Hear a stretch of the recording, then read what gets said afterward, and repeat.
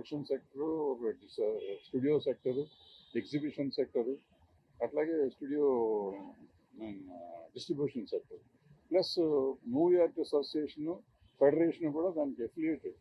అంటే వాళ్ళు మనకి డైరెక్ట్గా సంబంధం లేకపోయినా వాళ్ళు మనకి ఎఫిలియేటెడ్ బాడీస్. అందుకని అందరినీ సమన్వయం చేసుకుంటానికి ఛాంబర్ ఉంది. ఏది వెళ్ళినా కానీ గవర్నమెంట్ని కలవాలంటే ఛాంబర్ని కలవాలి. అందుకని నిన్న మీరు కలిసిన మీటింగ్ అంటున్నారు కదా, దానికి ఎజెండా లేదు. దానికి ఒక ఎజెండా ఉందంటే ఛాంబర్ పెట్టి ఉంటుంది. అంటే మనం ఇండస్ట్రీ కలిసినట్టు. ఎజెండా లేకుండా కలిస్తే పర్సనల్గా కలిసినట్టు నా ఉద్దేశంలో. లేదు పర్సనల్గా కాదు పలానా వాళ్ళు చేస్తున్నారంటే నేను అనుకోవటం అది ఎఫ్డీసీ చైర్మన్ గారు పిలిచినట్టున్నారు. సో వాళ్ళు పెద్దవాళ్ళు అందరూ సోకాళ్ళు నిజంగా అందులో ఇవాళ సినిమా చేస్తున్న వాళ్ళు అందరూ ఉన్నారు, పెద్దవాళ్ళు అందరూ ఉన్నారు. సో ఇండస్ట్రీకి కొంతవరకు అనుకోవచ్చు. రన్నింగ్ ప్రొడ్యూసర్లు, రన్నింగ్ డైరెక్టర్లు, రన్నింగ్ యాక్టర్లు అందరూ ఉన్నారు. ఓన్లీ హిందూ వాళ్ళు మాత్రమే వెళ్ళారనేది ఒక పేరు చెప్పకుండా అదే చెప్పాను మీరు అన్నది అదే. సార్, ఇండస్ట్రీకి గవర్నమెంట్కి మధ్య బాగా దూరం పెరిగింది ఇటీవల జరిగిన కొన్ని ఇన్సిడెంట్స్ వల్ల. ఆ దూరాన్ని తగ్గించుకోవడం కోసమే వీళ్ళందరూ అక్కడికి వెళ్ళారంట. నేను కూడా అదే అనుకున్నాను. అంటే వెళ్తే మంచిదే కదా. ఇప్పుడు నేను ఆల్రెడీ మన పెట్టిన వీడియోలో పెట్టాను, పెద్దవాళ్ళంతా వెళ్ళి ముఖ్యమంత్రి గారితో మాట్లాడి చేసుకోవాలనుకున్నాను. దానికే వెళ్తున్నారు, సెట్ అయిపోతున్నాను అనుకున్నాను. నిజంగా సెట్ అయిపోయింది. నిజంగా అయితే ఆ ఇష్యూ వరకు అయితే సెట్ అయిపోయింది. వీళ్ళు మాట్లాడారా మాట్లాడలేదా అనేది పక్కన పెడితే ఇష్యూ సెటిల్ అయిపోయింది. దాని గురించి ఎవరు వీళ్ళు కానీ వాళ్ళు కానీ మాట్లాడకూడదు అని నిర్ణయం తీసుకున్నట్టున్నారు. నేను మాట్లాడదు, ఎందుకంటే ఇట్స్ ఇన్ ద కోర్టులో తేల్చుకుంటాము అనేది వాళ్ళకి వీళ్ళకి ఒక క్లారిటీ వచ్చేసింది, గవర్నమెంట్కి కానీ ఈ పార్టీకి కానీ. సో ఇక దాని గురించి క్లోజ్ అయిపోయింది. ఓ సంతోషం ఏంటంటే ఆ గొడవ వదిలిపోయింది కదా, ఇంకే గొడవలు పక్కన.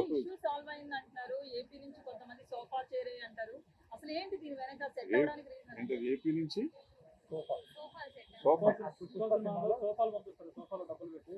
నేను చూడలేదు, సినిమా చూడలేదు. నన్ను ఊరికి తెలియని అడిగితే నాకు కంగారు పడతాను. ఇప్పుడు రేవంత్ రెడ్డి గారు గద్దరా వర్షం ప్రకటించారు.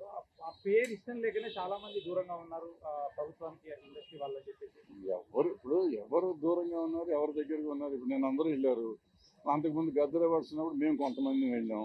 మేము ఇండస్ట్రీయా, నిన్న వెళ్ళిన వాళ్ళు ఇండస్ట్రీయా, లేకపోతే ఉన్న ఛాంబర్ ఇండస్ట్రీయా, ఇట్లన్నీ మాట్లాడుకుంటూ పోతే అనవసరం. ఇప్పుడు మనం దేన్నన్నా పెంచుకుంటూ పోదాం అనుకుంటే పెంచుకున్నా వచ్చేది ఏం లేదు. అల్టిమేట్గా ఇవాళ సినిమా తీసే వాళ్ళకి ప్రాబ్లం, వాళ్ళు తేల్చుకోవాలి. వాళ్ళు ఏం కావాలనేది వాళ్ళకి కావాలి, మనంగా తేల్చాల్సింది. సో వాళ్ళు ఏం చేసుకుంటారు, ఎలా చేస్తారు అనేది మనకు అనవసరం. ఇప్పుడు నిన్న వెళ్ళిన వాళ్ళైనా, మొన్న మేము గద్దర్ అవార్డ్స్ అని చెప్పి మీటింగ్ పెడితే అలాంటి వాళ్ళు మేము వెళ్ళింది అయినా కానీ మేము ఎవరూ సాల్వ్ చేయలేం. ఒక సలహా ఇవ్వగలం ప్రభుత్వానికి. ప్రభుత్వం ఆలోచించే విధానం ఏముంటే ఆ విధానం ప్రకారం పనులు నడుస్తాయి. బెనిఫిట్ షోలు ఉండవని ముఖ్యమంత్రి స్పష్టంగా చెప్తున్నారు. నిజంగా బెనిఫిట్ షోలు అవసరం అంటారా? టికెట్ రేట్లు పెంచడం అవసరం అంటారా? అంటే నేను 15-20 ఏళ్ళ నుంచి చెప్తున్నా, బెనిఫిట్ షో అనేది వెయ్యకూడదు. ఏది ప్రీమియర్ షోలు వెయ్యొచ్చు. ప్రీమియర్ షోలు మేము వేసేవాళ్ళం. నేను మొగుడు కావాలి లాంటి సినిమాకి 20-25 ప్రీమియర్ షోలు వేసా ఫ్రీగా. అక్కడ మన జనానికి మెడ్రాస్లో ఉన్న వాళ్ళందరికీ చూపించేసాం.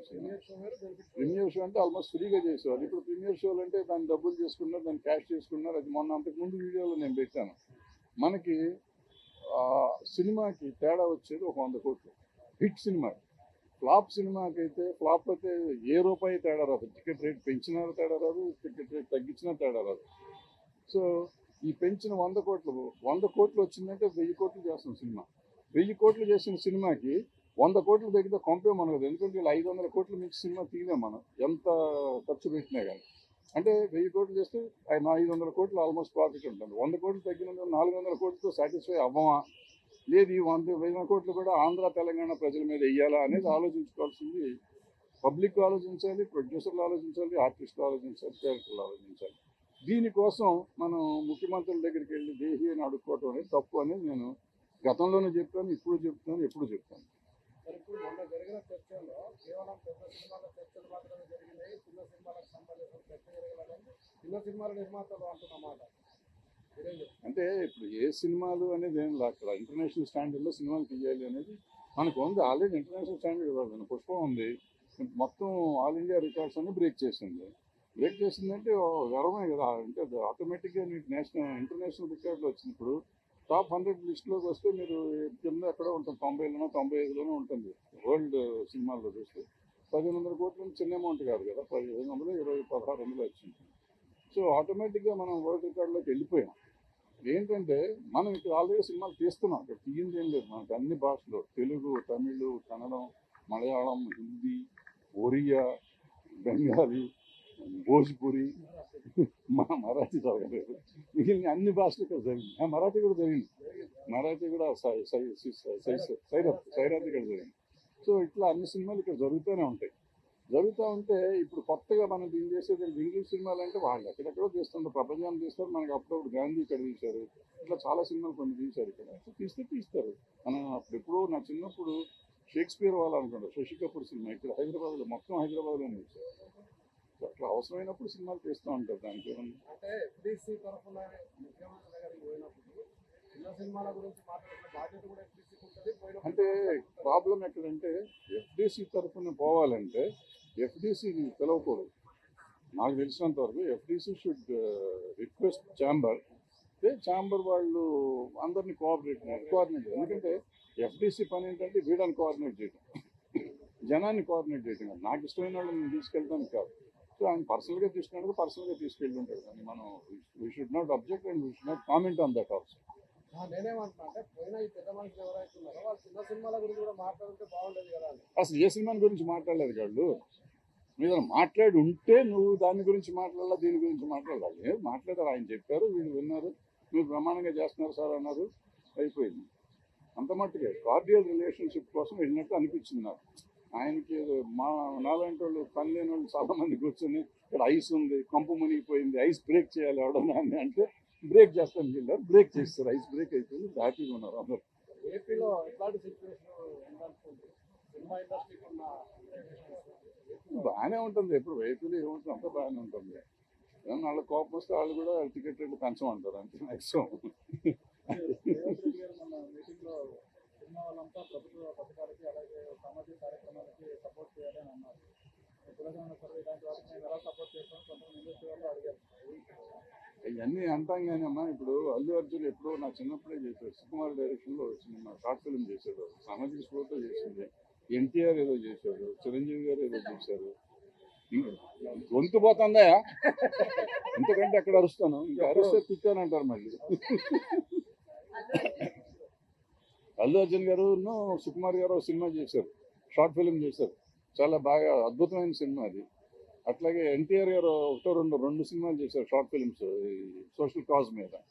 అట్లాగే చిరంజీవి గారు చేశారు. సో చేసే వాళ్ళంతా చేస్తానే ఉన్నారు, చేయట్లేదు అనేది కాదు. పుష్ప సినిమాకి కూడా అల్లు అర్జున్ గారు ఏదో సినిమా షార్ట్ ఫిల్మ్ చేసినట్టున్నారు డ్రగ్స్ మీద.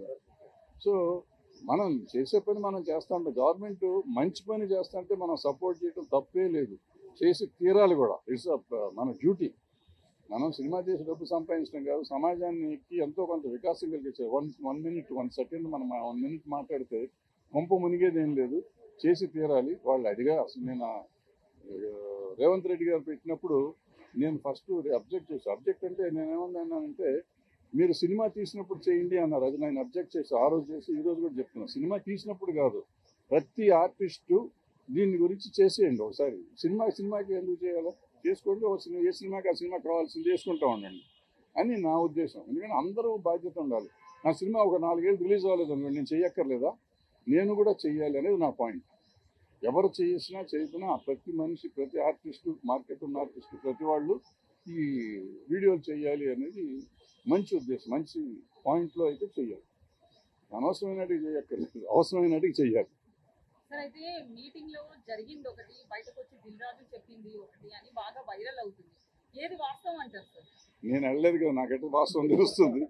మీ వాళ్ళు మీకు చెప్తారు కదా సార్? వాళ్ళంతా హ్యాపీగా ఉన్నామని చెప్పారు, బెస్ట్ మీటింగ్ అన్నారు. అంటే ఎజెండా లేని మీటింగ్ కాబట్టి డెఫినెట్గా బెస్ట్ మీటింగ్ అవుతుంది. ఎందుకంటే వీళ్ళకి ఒక పాయింట్ లేదు, వాళ్ళకి ఒక పాయింట్ లేదు. వాళ్ళు కొన్ని మంచి విషయాలు చెప్పారు, వీళ్ళు కొన్ని మంచి విషయాలు చెప్పారు కాబట్టి అద్భుతమైన మీటింగ్ అది. ఎవ్వరికి ఏ రకమైన బాధ లేకుండా జరిగింది, అద్భుతంగా జరిగింది. అయితే సీఎం గారు మాట్లాడుతూ 8 సార్లు మా దగ్గరికి వచ్చారు సినిమాల కోసం, మేము రేట్లు పెంచాము మేము గవర్నమెంట్ ఫామ్ అయిన తర్వాత, కానీ మీ నుంచి మాకు రిటర్న్ ఏం లేదు. కాదు, అది కాదు. ఆయన ఏమన్నారంటే నా బోటి పని లేని వాళ్ళు కొంతమంది లంచం తీసుకుని టికెట్ రేట్లు పెంచారు అని చెప్పారు అని మీడియాలో ఎక్కడో చెప్పారు. చెప్తే ఆయన 8 జీవోలు వేసి ఈ 8 జైల్లో ఎవరు ఇచ్చారో నాకు చూపించండి అని అడిగారు. నాకు తెలిసింది ఇది. సో ఎవరు ఇవ్వలేదు కాబట్టి అందరూ నోరు మూసి కూర్చున్నారు. సార్ ఫైనల్గా ఇండస్ట్రీకి అంటే తెలంగాణ గవర్నమెంట్ వచ్చి 1 year అయింది. ఇండస్ట్రీ ఏదైతే అనుకుంటున్నామో ఈ ఇండస్ట్రీ గవర్నమెంట్ దగ్గర కూడా 1 year ఎందుకు పడుతుంది? ఇండస్ట్రీ గవర్నమెంట్ దగ్గరికి వెళ్ళాల్సిన అవసరం ఏం పని ఉంది వాళ్ళకి? సమస్యలు ఉంటే వెళ్ళాలి. సమస్య ఏంటి? ఇప్పుడు నేను వెళ్ళిన సమస్య కోసం వెళ్ళలేదు కదా. నేను ఫలానా సమస్యకి వెళ్ళారని ఎవరినైనా చెప్పానండి ఒకళ్ళు. అంటే చంద్రబాబు నాయుడు ముఖ్యమంత్రి అయితే పవన్ కళ్యాణ్ ముఖ్యమంత్రి అయితే తీసుకుని ఈ ఇండస్ట్రీ తెలంగాణ ముఖ్యమంత్రి కూడా సమర్థమైన బట్టి కాదు నా క్వశ్చన్. బర్త్డే కూడా ఎవరు విష్ చేయలేదని చెప్పి ఈయన కూడా అన్నాడు. అమ్మ ఎప్పుడు ఎవరిని విష్ చేయమమ్మా. ఇప్పుడు ఊరికి అనవసరంగా వాళ్ళకి చేశారు, వీళ్ళకి చేశారు, వీళ్ళకి చేయలేదు, వాళ్ళకి చేయలేదు అని మనం అంటే ఇంతకుముందు ఎప్పుడు ఎన్టీ రామారావుకి చేశారా, నాగేశ్వరరావుకి చేశారా, సోమరావు చేశారా, కృష్ణ గారికి చేశారా, చిరంజీవి గారికి చేశారా, బాలకృష్ణ గారికి చేశారు. ఎవరికి చేసాము? ఎవరు చేయలేదు. వాళ్ళు చేయలేదు, వీళ్ళు చేయలేదు. అంటే జనరల్గా ఇప్పుడు ఏమైపోయిందంటే ప్రతిదాన్ని మనం ఎక్కువ భూతత్వంలో చూడటం మొదలెట్టాం. అంతే తప్ప పలానా వాళ్ళు చేశారు, పలానా వాళ్ళు చేయలేదు అనేది ఏం లేదు. ఇప్పుడు ఏమైంది, బేసిక్గా చాలా వరకు సెక్షన్ అయిపోయింది. ఒక వర్గం ఒక పొలిటికల్ పార్టీ సైడ్స్ వెళ్ళిపోయింది జనం. సో నేను ఒక పొలిటికల్ పార్టీలో ఉన్నాను అనుకోండి, మా నాయకుడికి నేను హ్యాపీ బర్త్డే చెప్తాను. ఇక్కడ ఈ పార్టీ ఉంటే ఇక్కడే చెప్తూ ఉంటారు. ఇప్పుడు ఈయనకి కావాల్సిన వాళ్ళు వీళ్ళకి చెప్తారు, వాళ్ళకి కావాల్సిన వాళ్ళు చెప్తూ ఉంటారు. అంతే తప్ప అందరూ చెప్పారు ఇది ఇండస్ట్రీ అనుకుంటే కాదు. హైదరాబాద్ లో గవర్నమెంట్ తో ఇబ్బంది ఉంది కాబట్టి ఆంధ్రాకి వెళ్ళిపోవాలని ఆలోచనలు అట్లాంటి చర్చలు జరిగినాయి. నాకు తెలిసి ఏం జరగలేదు. ఎవరిని వెళ్తే హ్యాపీగా వెళ్ళి రావచ్చు, తప్పేం లేదు. పంపేం మునిగింది ఇప్పుడు ఇక్కడ ఏం జరగదు. మొత్తం ఇండస్ట్రీ అంతా ఇక్కడ ఉంది. ఇవాళ ఇక్కడి నుంచి ఎవరిని వెళ్ళాలంటే మనకు అక్కడి నుంచి ఇక్కడ తీసుకొస్తాను 40 ఏళ్ళు పైన పట్టింది మాకు. వీళ్ళు ఇక్కడి నుంచి వెళ్తామంటే వెళ్ళేవాళ్ళు ఎట్లాగూ ఉంటుంది అక్కడ. సినిమా అక్కడ తీయకుండా ఉండలేము. ఆంధ్రాలో మనకు కొన్ని కావాలంటే సముద్రం కావాలంటే ఇక్కడ తేలేం కదా, అక్కడికి వెళ్ళి తీస్తాము. అట్లా కొన్ని చోట్ల ఇంతకుముందు గోదావరికి వెళ్ళి పొలాలు కావాలంటే వెళ్ళేవాళ్ళని ఇవాళ సస్యశ్యామలని ఉంది తెలంగాణ, ఇక్కడే తీసుకున్నాం పొలాలు కూడా. సో ఇట్లా అవసరమైతే వెళ్తాం. ఏమో మీలాంటి గొప్ప వాళ్ళు ఎవరైనా సముద్రాన్ని ఇక్కడ తీస్తే సముద్రం కూడా ఇక్కడ తీస్తాం. సార్ అయితే చిరంజీవి గారి ఫ్యామిలీ నుంచి ఒక్కరు కూడా వెళ్ళలేదు. దీన్ని ఎలా చూడాలంటారు సార్? రాజకీయంగా ఎలాగో చూడక్కర్లేదమ్మా. నాకంటే గొప్ప వాళ్ళు నేను వెళ్ళలేదు కానీ లేదు, అదేం లేదు.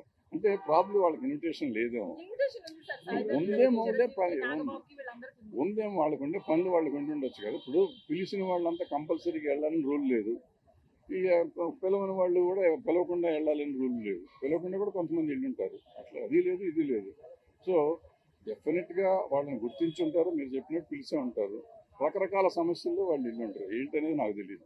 అయితే కూటమిలో పవన్ కళ్యాణ్ మీరు ఇస్తారు, ఈ సంవత్సరం ఇస్తారు, గ్యారంటీగా ఇస్తాం. ఎవరిలైతే ఇస్తారు, ఎప్పుడు ఇస్తారు నాకు తెలియదు కానీ గ్యారంటీగా ఇస్తారు. అది సెంట్రల్ గవర్నమెంట్ మనకి సంబంధం లేదు. హబ్బుగా హైదరాబాద్ పెట్టారు, మన వాళ్ళు ఎవరు వెళ్ళట్లేదు. పర్మనెంట్ హబ్ గానే హైదరాబాద్ మనకి పర్మనెంట్ హబ్ తీస్తారు కదా. ఈ గవర్నమెంట్ వచ్చినాక తీస్తారు కదా. బీజేపీ గవర్నమెంట్ వచ్చినాక తీస్తారు. ఇక్కడి నుంచి తీసేసి గోవా పంపించారు. అంటే నిజంగా ఏంటంటే ప్రాబ్లము ఈవెన్ ఆ ఫెస్టివల్ కానీ ఈ ఫెస్టివల్ కానీ ఆఫీసు ఢిల్లీలో పెడుతున్నారు.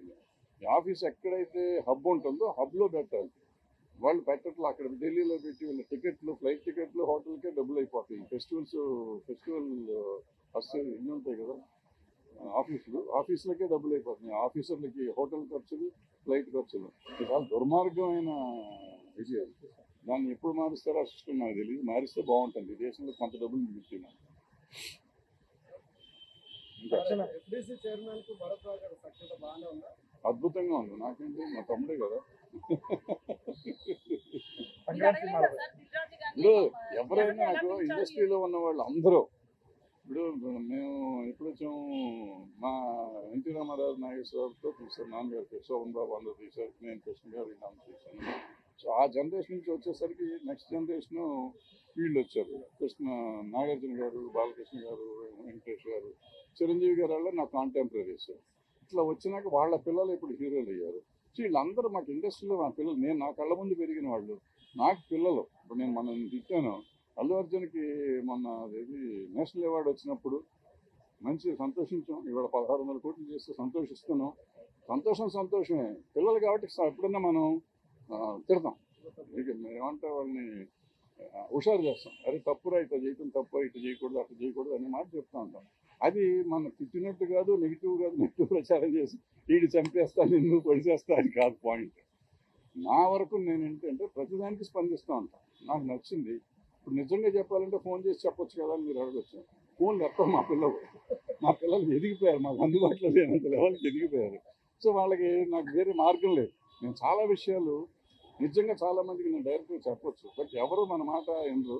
బట్ నాకు తోచింది నేను చెప్పడం అనేది నేను ఒక పాయింట్గా పెట్టుకున్నాను కాబట్టి నాలో నేను పెట్టుకోవడానికి నేను ఓ వీడియోలు పెడతాం మొదలెట్టా. ఫార్చునేట్గా కొన్ని వైరల్ అవుతాయి, కొన్ని దాని కాంట్రవర్షియల్ అవుతాయి, కొన్ని రకరకాలు అవుతాయి. బట్ నా ఉద్దేశం ఎవరిని హర్ట్ చేయటం కాదు, ఎవరిని ఏదో బట్టలోడు తీసాడు ఇటువంటి పెడతా ఉంటారు కదా మన వాళ్ళు. నేను అటువంటిది ఎవరిని ఏమి చేద్దాం అనుకోను. నేను చెప్పేది ఏంటంటే మన పిల్లలు మనం జాగ్రత్తగా ఉండాలి, మనం ఇట్లా ఉంటే బాగుంటుంది. ఎందుకంటే వీళ్ళు ఎదిగిపోయినాక కొన్ని మాటలు వినని పరిస్థితులు, కొన్ని కోటరీలు చేరి వాళ్ళు చెడగొట్టే వాళ్ళు ఉంటారు. వాళ్ళ మాటలు వినకండి బాబు, మీరు పెద్దవాళ్ళ మాటలు కొన్నిటికి వినండి, కొన్నిటికి వాళ్ళే కావాలి. మీరు కొన్ని పనులు చేయాలంటే మా వాళ్ళు ఎమటన్నోళ్ళు కావాలి, కొన్ని పనులు చేయాలంటే పెద్దవాళ్ళ మాటలు వినాలి అనేది నా పాయింట్. అది చెప్తానికి ప్రయత్నం చేస్తూ ఉంటాను. సార్ అయితే ఈ ఇష్యూ మీద ఏ ప్రాతిపదికన ఏ ఎజెండాతో ముందుకు పోయారు అని ఎఫ్టీసీ చైర్మన్ కి కాల్ చేసి అడగడం జరిగింది సార్. అడగలేదు. నాకు ఎందుకమ్మా ఊరికి పని లేకుండా సినిమా తీసి 10 ఏళ్ళు అయిపోయింది, ప్రతిదానికి ఫోన్ చేసి ఎందుకు చేసావు, నన్ను ఎందుకు వెళ్ళి అని మనకి అవసరమా? పిలవలేదు, చాలా సంతోషంగా పెట్టుకోవాలి. అక్కడి నుంచి అక్కడ దాకా వెళ్ళి బయట కార్లు పార్క్ చేసి ఇవన్నీ తలకాయ నొప్పి ఎందుకు? అబ్బా పిలవలేదు, అదృష్టం బాగుంది అనుకున్నాను. పిలిస్తే వెళ్ళాలి కదా, పిలిస్తే ముఖ్యమంత్రి గారు పిలిస్తే వెళ్ళలేదు మళ్ళీ అంటారు. నాకు ఎందుకు వచ్చిన బ్యాడ్ ఇది. Right, thank you.